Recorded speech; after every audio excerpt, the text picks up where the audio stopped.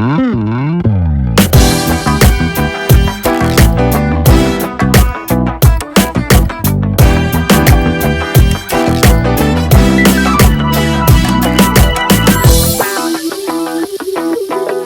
and welcome to a well overdue edition of the Official Visit podcast with the Oregonians beat writers covering Oregon Ducks football. I am Andrew Greif. This is Tyson Alger. You may have forgotten who we are because the last time we spoke on a podcast was... It had to have been probably... basketball season? Was it even basketball season? Actually, I think we may have done one before, like the Pac-12. Signing day? Yeah, it was probably around there. And to be fair, I think I may have screwed up the upload on that one too. So I think some people may have gotten a rerun from August or something. But so you might be wondering why there's a little one in a red circle notification in your podcast app or whatever you use. We're going to talk sports today. We're going to talk Ducks football, some spring ball, some fall camp, maybe some what's to come conference-wide in the fall in terms of some night football games or lack thereof, which makes us happy as deadline writers. And we're excited to do this again. We want to be better.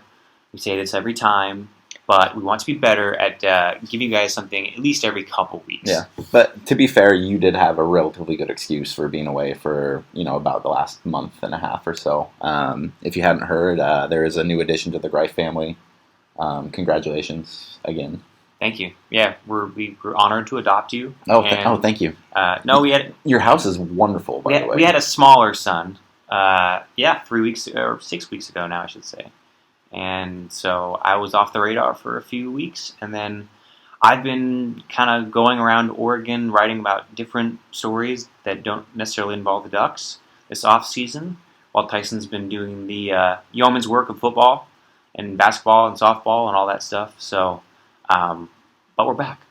The prodigal son has returned to his Oregon roots, and this is kind of the end of the season, but I mean, it's a pretty good jumping off point for our return because we can kind of recap some of what's been going on over the last couple months, but also, especially looking at the schedule with Pac-12 Media Days approaching in like mid-July this year, the run-up's going to come awfully quick, and it seems like it happens every year, but the schedule is awfully early this year, and kind of speaking of the Pac-12, I think that's where we should probably start today. The news of today is something that I think a lot of people, especially us sports writers, are going to be awfully happy about, in the sense that the Pac-12 is saying that it's going to at least try to start limiting some of the night games. Yeah, this was the Pac-12 CEOs group. So the presidents, the chancellors, they decided at their spring meetings, and they announced today, we're taping this on a Tuesday, that they basically altered the deal with ESPN and Fox that they signed 3 years ago. It was worth $3 billion. At the time, it looked great. Now the money isn't quite as good as people thought. But they've changed the deal to allow Pac-12 Network's games to kick off at 2:30 p.m. and 6 p.m. And overlap with an ESPN or Fox game, which is huge. You're not always going to have to see, Oregon or Oregon State play at 7 p.m. or 7:30 on a Pac-12 network kickoff. The 7:30 ones are brutal. They're brutal for fans traveling, no matter what the distance is. You could live in Eugene and go to a Ducks game and still get home at midnight, let alone if you live anywhere outside of there. Oh yeah, I mean, if you're on the East Coast and you're trying to watch an Oregon game, which I know Oregon has a ton of fans out on the East Coast, that's a 10:30 kickoff. Game finishes around 2 in the morning or so. That's a good chunk of your evening that you got to dedicate there, or a good chunk of your morning if it runs long. And there's a important qualifier here that they're not doing away with late kickoffs by any means, but just they're expecting that maybe 4 fewer kickoffs after 7 p.m. will happen this year. So they're going to and that's obviously that's conference wide. Right, exactly. So this might not even affect Oregon or Oregon State in the long run. So last year it looks like Oregon had 4 kickoffs that were. Is that correct? On Saturday. This is okay. I should specify. This is only for Saturday night games, which is obviously Thursday and Friday games are ESPN only games. Yeah, I don't think it's as big of a deal when it's like a Thursday night, because you got work during the day anyway. So I mean, I think a 7:30 game on Thursday would be what you would expect as it is. I think Saturday are those frustrating ones when you have that entire day essentially. Yeah. So last year, Oregon played 4 late games on Saturday, and it was frustrating for a lot of people. I think that this will be a big help. And can we be selfish about this? It's very frustrating for us on those 7:30 games, especially you. You're trying to get the game story in for for print. Obviously, we can go back and put stuff in online, but in some cases, those games were ending 10:15, 10:30, and you have to file within 20, 30 minutes of that. I think for selfish reasons, it's gonna, if there's less late games, the quality that we're able to produce is gonna be able to improve remarkably. Yeah, absolutely. So because some of your late stuff is, I won't. Yeah, some of the stuff you click publish, and then you kind of walk away from it and think, I hope not too many people read that, because until you can kind of do a write-through version, which is that you edit it and go through with maybe a new lead or something, or add quotes.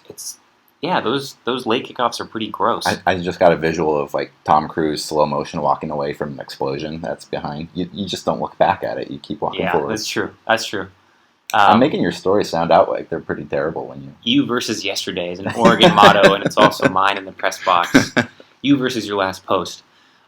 So there were some other rules that also were kind of rolled out today from the Pac-12. I think we'll be starting a new esports podcast next week. That's one thing that didn't mean to cut you off. There were some other rules. So like they're going to be protecting athletes' free time, and they are assigning fines now for fans who storm the court or fields. But the thing that caught my eye was that they're starting an esports, aka video game league, between Pac-12 schools, and they're going to have a title event. I mean, I get it and I don't get it, in the sense of I don't get why people are interested in this. I grew up playing video games. I love playing video games. You couldn't pay me to watch someone else play video games. That's just not really unless we're talking about your 2007 NCAA dynasty, where, what are you, taking over Villanova now? No, I left Villanova behind. Then I went to South Florida. Oh, how's that going? It's actually going pretty well. Okay. Yeah, I'm 50 years into a dynasty. Are they treating you well down there? Well, I haven't played since I had a kid, but... Are you going to grandfather this franchise off to your kid when he gets old enough? Maybe, if the PS2 still works. I got this PS2 when I was a sophomore in high school, which was a very long more than a decade ago. Right. Yeah. But I don't know the interest either. Yeah. And to brand it like a Pac-12, are people really going to have this like, oh, I want to compete for Oregon? I don't get it. Are they going to get paid? No. Well, are they technically NCAA? Well, that's a good question. Well, it's that, but. How upset would you be if you were a UCLA athlete whose university just signed a $280 million deal with Under Armour today, and your esports team is able to get paid? Right. But like I said, I don't get why people are into it, but apparently some people are. So I get why a conference looks at something like this and says, okay, well, let's monetize this somehow for us. Yeah. Because if you look around, it seems like over the last year, you're more likely to find video game highlights on ESPN than you are hockey highlights, which kills me personally to say. Cuts you to the quick. It hurts. Hurts bad. So, I don't think it's surprising that they're trying to kind of jump on this bandwagon, and I don't know if this is something that has, lasting impact, or if it's something where, just basically it's, hey, this could potentially be a new revenue source. Let's mine it for all it's worth right now, and then see where it goes going forward. But, I don't envision something where people start complaining about the kickoff times for your Halo, your 7:30 p.m. Halo match. Those don't start until 2 There's enough Red Bull in everyone's systems at those points that it shouldn't matter. Well, Pac-12 is pretty invested in making inroads in the Pacific Rim. Esports is huge out there. I could see why they think this is the next frontier. I'm just fascinated to see if people pay attention at all. Just like how people might be drifting from our podcast right now. We're talking about esports, not Ducks football. I can't wait till you write a really nice feature like 2 years from now about how some kid holds the controller like inverse way. Like he really changed up his style, or had a really terrible ligament tear in his thumb. He probably won't talk about injuries either. No, probably can't watch them practice either.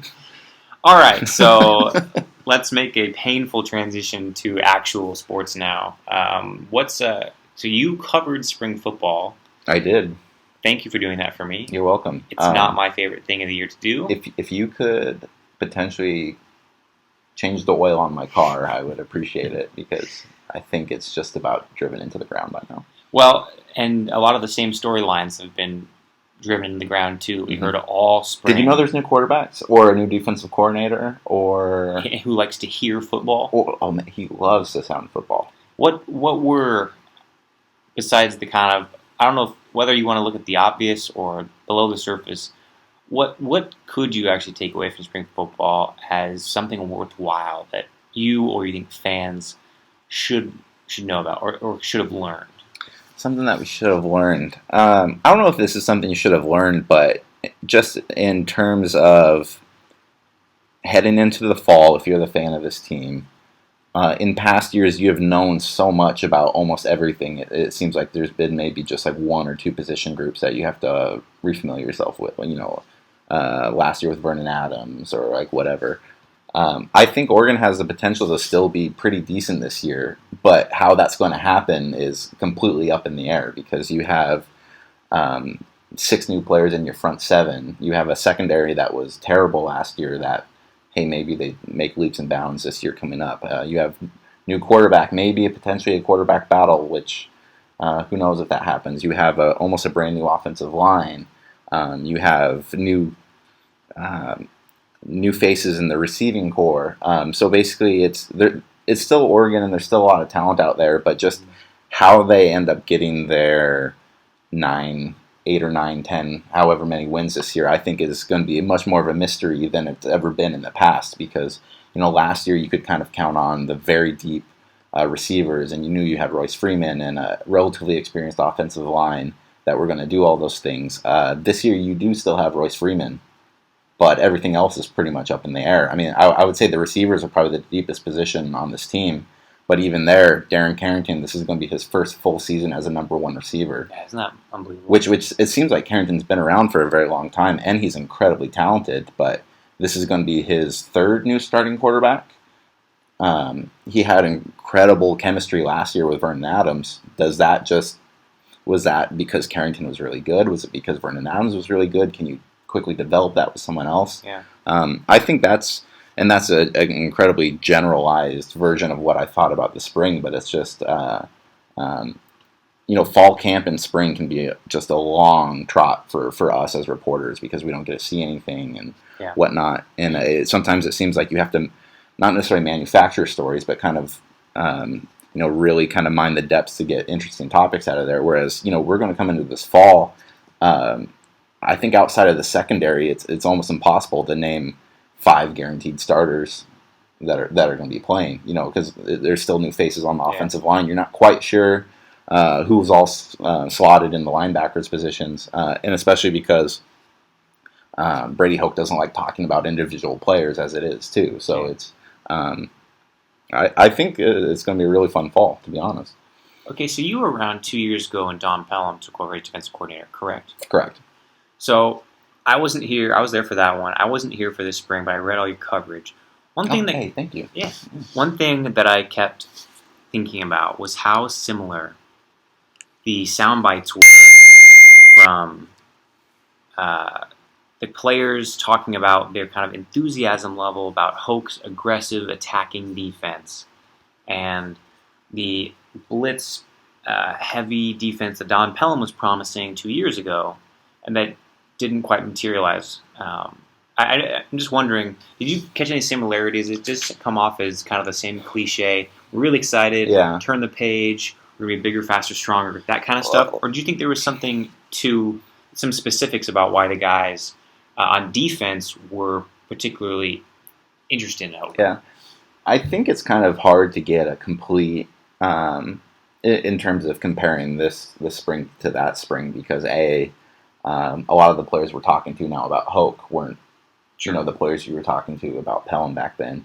I think it's, if you're anytime you're coming into a program, or in Don Pelham's case, he was promoted.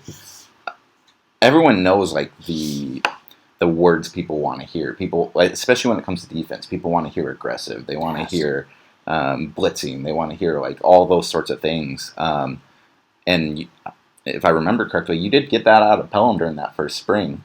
Oh yeah. Yeah. But then games start happening, and then you kind of, I think the Don Pelham we talked to after the end of the Alamo Bowl last year was almost a shell of that spring Don Pelham from 2 years ago, where there was so much confidence, so much bravado. Right. And so it's kind of hard to tell with Brady Hoke whether this is just that intro spring where, he came in, and I'm sure he's a smart guy. He probably read some of like the criticisms on Don Pelham's defense last year. Oh, they weren't aggressive. They were bend don't break. They, all too these passive, too passive. Yeah. So if you're an Oregon fan, you heard all the things you wanted to hear this spring of a guy who's he's a hard-nosed football coach. He wants to switch to a 4-3 because he wants to have a more in-your-face, run downhill, aggressive style. But right now it's still all talk. When you talk to the players, though, I mean, I didn't, and a lot of times it's just fluff because what player is going to throw his coach under the bus. But they would say kind of certain things about in practice where if someone was doing something wrong, they would know immediately. There was no, hey, let it happen 4 or 5 times and then kind of have a blower from the coach. It's Brady Hoke is very, in your face was the word I was going to say, but he's very meticulous about getting it right from the start. Now, people smarter than me with football minds can go into whether his change to a 4-3 fits this team better, or all those sort of things.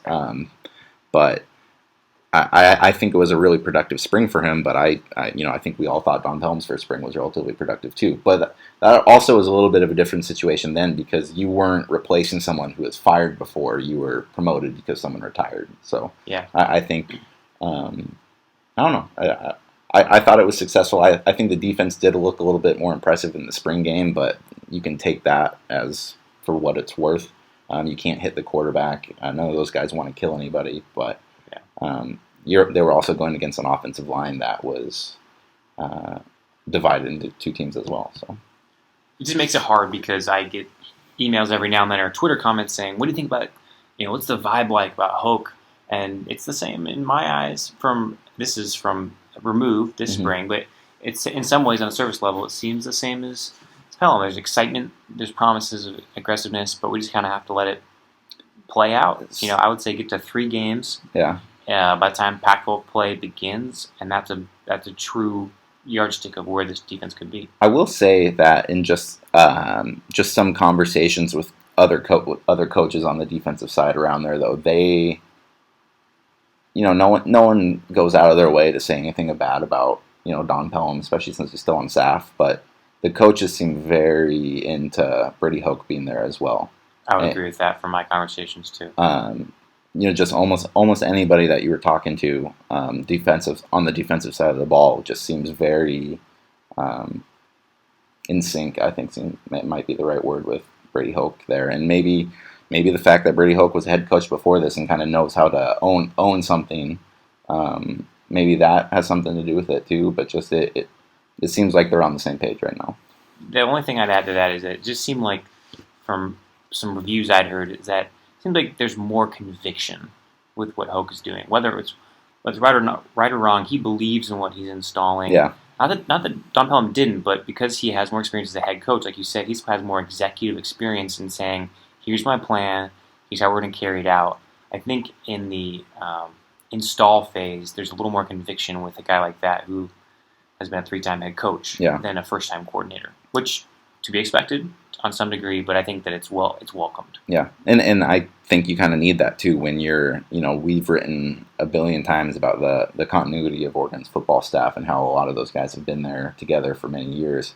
If you're coming in from a different program, you probably want to be very assertive and kind of make your words heard when you come in, or else I don't know how much those guys judge the other coaches when they come in, or kind of test them, or almost like last year when you talked to Vernon Adams, he said first couple weeks of fall camp he kind of felt like he needed to prove himself. I don't know if the coaches feel that exact same thing, but Brady Hoke kind of left a little room for people to doubt him this spring. Matt Lubick races everybody in a 300-meter dash.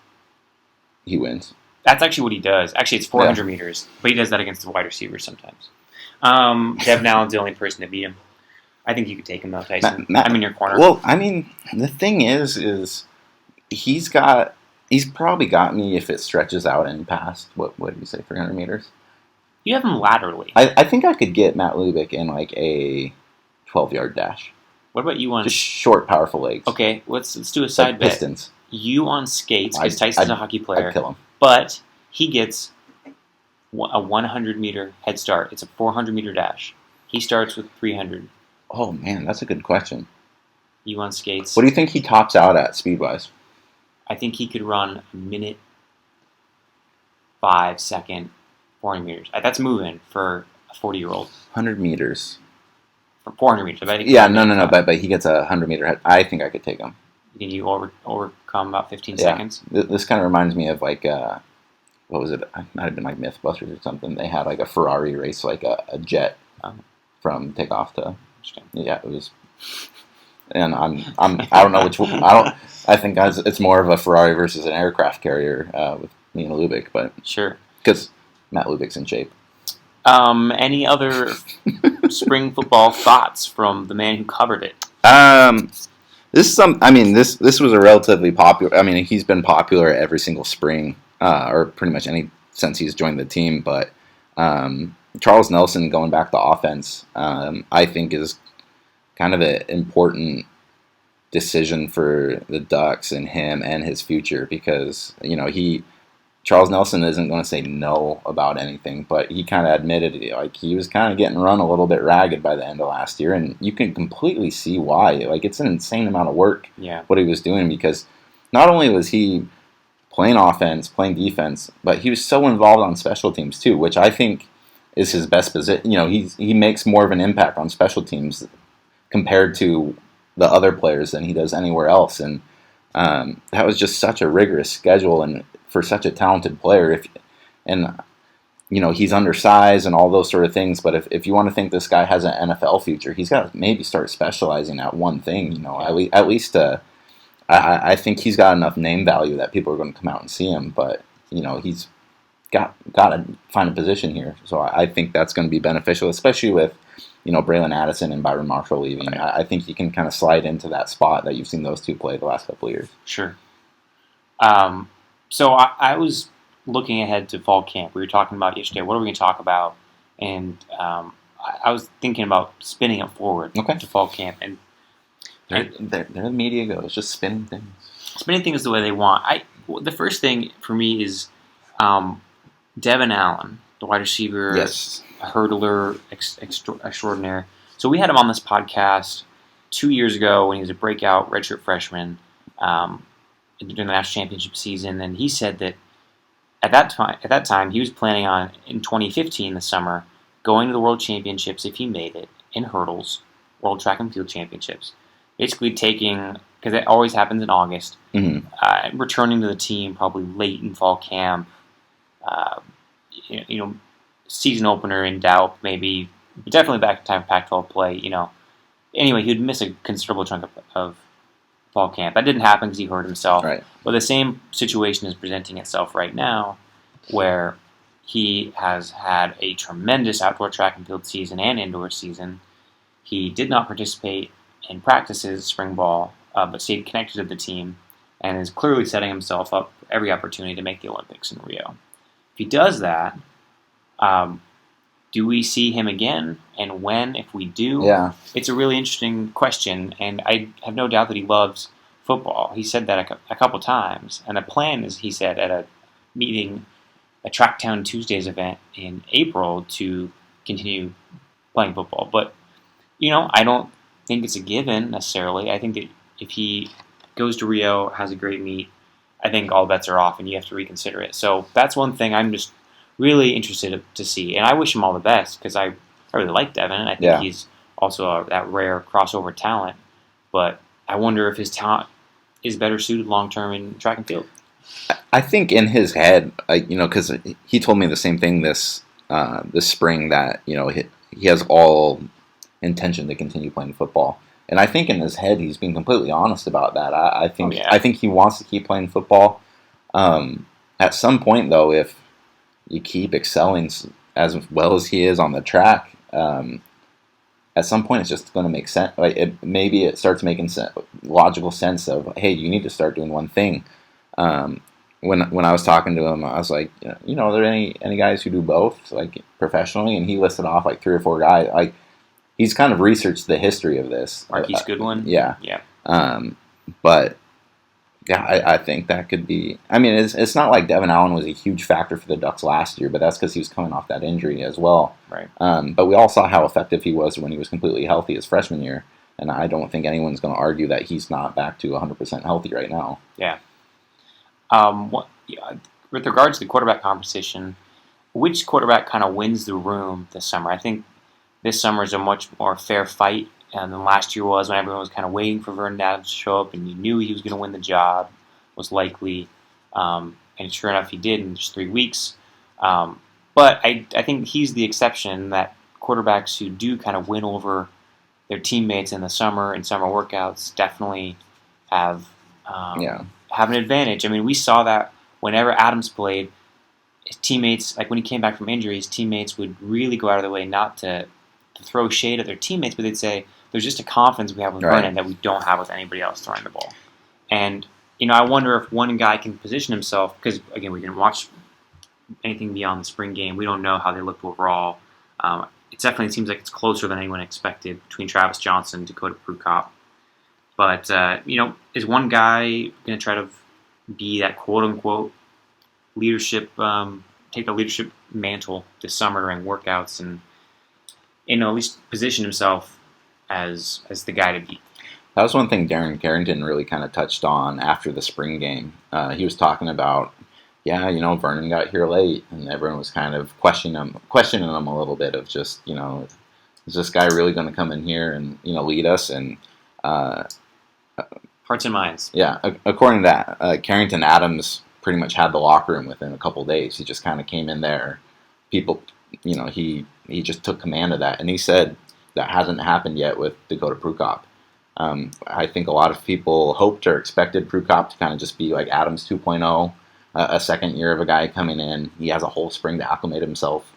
And no one has said anything negative about Prukop, but he just hasn't shown that he's far and away a better quarterback or far and away a better leader at this point yet. That might be the wrong phrasing of that, but he just hasn't won over his teammates and had them believing that, hey, this is the guy yet. And honestly, some of that with Vernon might have been just the urgency of that situation too. He probably knew that he had to come in and make his mark right away. Prukop's had the luxury of having this whole spring, and I would say if things were to start up right now, Prukop's the starting quarterback of this team, in my mind, but I don't think he's got just a huge cushion to fall back on. I think Johnson's legitimately pushing him, maybe more so than maybe they thought, or maybe they thought that originally. But I do think I do think it wasn't just smoke with Travis Johnson this spring. Sure. Okay, back to another kind of leadership type of question for me is the offensive line. It's so important. Oregon's led conference in rushing for a decade. That's the key to everything they do. Everyone knows that. So when I look at the past, so at least since I've been covering the team the last 3 seasons this now. This will be your 4th season. Yeah. I want it. Jesus. It's weird seeing Johnny Munt be a senior, because I remember his breakout game. It's super weird. But I think about how all those Lions had kind of one guy who was the no doubt linchpin in Hronis Grasu, the title game appearance here. It was Jake Fisher. I think he was the guy that stirred the straw that stirred the drink, proverbially. And then last year, Johnstone. Yeah. Johnstone. Yeah, more so Johnstone. More so Johnstone, but Haggerty was really important and beloved. So this year, I don't doubt anyone's talent, but I look at Cameron Hunt and Tyrell Crosby, who are the veterans, and they're both really nice guys, and they don't come off as necessarily shy, but I just, I don't... I think Crosby comes off as shy. Yeah. That's the thing that's just something where I'm sure the players could identify for us right now. Well, that guy has a fire that you just don't see. Right. And I think Hunt actually has a nastiness to him that would lend itself to that. And Crosby is projected by some as maybe a first-round NFL pick. Yeah, Kuiper released his way too early look at next year, and Crosby was I think number 25 on that list or something. So whatever, I just am curious which guy is comfortable in his own skin to say we're all doing this together, but follow me. Let's do this. Right. And so, in a position that important, I just want to see who kind of becomes that consensus, the beating heart of the offensive line. Because it has to be one of those two, because the other three guys are either going to be three freshmen, or potentially going to be three freshmen, or potentially two freshmen and a transfer, Zach Morgan coming over from Dayton. Right. Or there's some other veterans on the roster that are fighting for those positions. But I would say after the spring, it kind of looks like Crosby and Hunt definitely have their positions, and everything else is up for grabs there. And this goes back to something I was looking up. Oregon has 18 seniors right now on the roster. Of those 18, about 10 are contributors. 7 you could pretty much pencil in as starters. Mm-hmm. So I think this is a test of younger guys having to have more of a voice in the locker room. And that's something that Oregon always talks about, horizontal leadership. It's not just seniors, not top down. I think this is a test of that, because they don't have this huge senior class that has these bona fide All-Americans that are kind of, you would think would be a de facto guy to lead like that. And then the last thing for me is just the depth defensively. I think that Oregon will find its defensive starters. They have guys who have talent. I think they will settle into a nice 11 to 13 man solid core. Mm-hmm. But then behind them, if Brady Hoke is at all to follow what the past few coordinators have done, which is sub out with mass kind of subs and use 10 guys in the secondary and double, go to maybe dip into even the third string guy at linebacker, just because Oregon plays so quickly, you have such little rest. I always wonder how they develop that depth on defense, because last year we knew that that whole unit struggled, and a lot of those guys from that unit will be better this year. But behind them, who's going to be the where does the cavalry come from on defense? I mean, you can look at that. From like the secondary perspective, because last year John Neal was and he's been like this every year that I've been around the team, but he was very confident in the fact that his young players were going to be very good for the secondary. Yeah. And for much of the season, they weren't. So you do have some of those guys, but like you said, they do like, so those guys are battle tested now, but they do like subbing a whole lot of guys in. So it's like, okay, so now you have the guys who struggled last year, who's coming in behind them. And I'm really interested to see how much they rotate in the front seven there, because I mean, it's like all new faces in those positions as it is. Is it going to be 6-7 guys that rotate in on the front four? What about the defense? The linebackers position, et cetera, et cetera. Yeah, I'm actually most interested in watching the linebackers this year. Yeah, all new starters. There's some veterans coming back, but basically all new starters. A lot of young guys. They recruited heavily at linebacker in this class. And the spring game, I was watching them a lot. Darian Franklin, the Troy Dyes of the world. I think A.J. Hodgkins has potential of being... He's a hitter. Yeah. Big time. I remember watching him in high school, and obviously really great Oregon high school players stand out like a sore thumb out here, because I think Oregon does produce some good top-end guys, but they're playing against some guys that are very not good. So, like him and Joey Alfieri back in the day just lit kids up. Right. But I was talking to AJ after the spring game, and that kid's built. Yeah. Yeah, he's big. Yeah. He's also living in Tyson Coleman's old apartment now. Oh. A handing of the keys between Portland fellas. Well, there we go. Yeah. I should probably write that story. Yeah, from South Portland suburbs too. Yeah. Like Oswego and Tigard. Mm-hmm. What should we wrap up with? I think that settles it. You're running a little track this week, aren't you? Oh, I am. I'm covering the Prefontaine Classic this weekend. That's always been one of your kind of... I mean, even before you had this job, didn't you cover that before? I mean, you're kind of a track... Yeah, it's the perfect meet for, in a lot of ways, because there's tons of stars. Mm-hmm. Well, I'm not going to be there. Right. There's no... Yeah, the press box is not going to be as star-studded as it could have been. But there's tons of stars. The meet takes about 2.5 hours. Which is wonderful. Yeah. It's not some 4-day circus. It's very tightly controlled, and you get a ton of great performances. So it's a fun one because it's really compact, which helps fans. I like it because it helps me. I like the Prefontaine Classic. Yeah. I'm finishing. Actually, you and I will both be tag teaming softball a little bit this weekend. They're moving on to the super regional round for the 7th straight year, I believe. I think that's I think that's yeah, right. because they're 21-0 in the regional round under Mike White. Those girls are fantastic at what they do. They're probably the favorites to get into the College World Series for the 4th time in the last 5 years. And then on just a basketball programming note, Tyler Dorsey and Dylan Brooks will be deciding probably within the next 24 hours whether or not they will be pulling out of the the NBA draft and coming back to Oregon. I would fully expect them both to be in camp with Ducks. Also, Dylan Ennis's petition is being read this week by the NCAA to determine whether or not he will be granted another year of eligibility. So that decision will be coming down the tubes within the week. And Oregon baseball's out, I think. Of the NCAA tournament? Pretty much, yeah. Of the NCAA tournament hunt, I should say. Yeah. Tough year for. I mean, they had a nice run at the end of the season there to try to make a case, but just high expectations were a little bit too high for the Ducks this year. Yeah. Hey, shoot us emails at talger@oregonian.com or at Tyson Alger on Twitter. I'm at Andrew Greif on Twitter, agreif@oregonian.com, because we'd like to do more of these, but we're about to hit the summer doldrums where there's not a whole lot going on. So we'd like to keep in the loop and get our reps up for fall camp, our own fall camp.